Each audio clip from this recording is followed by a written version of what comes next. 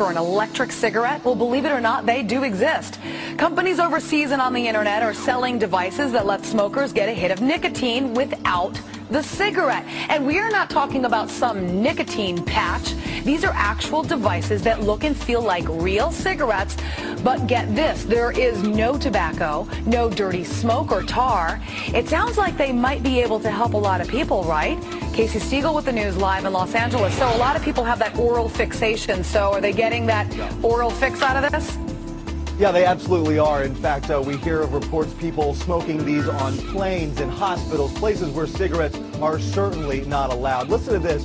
There are more than 47 million smokers in this country, according to the American Heart Association. Many of those people trying to kick the habit, and for years folks have turned to things like those nicotine patches and gum and lozenges, you name it. But now more and more smokers using this. Check it out, a high-tech way to put the pack down. Electric cigarettes have been popular for some time throughout Europe and other parts of the world, but now the trend catching on here at home. The plastic tube looks just like the real thing, although instead of lighting it, it is powered by batteries that you charge, and it contains a liquid form of nicotine that is heated and then vaporized when you puff on it, even simulating smoke. It's a feel-good product.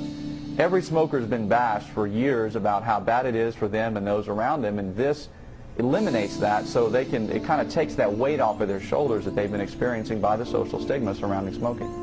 This is the first thing I've ever seen that fills in on some of those gaps and gives people an opportunity to continue the behavior associated with smoking, not go through nicotine withdrawal, and not do any additional damage to themselves. Because nicotine in and of itself doesn't cause disease.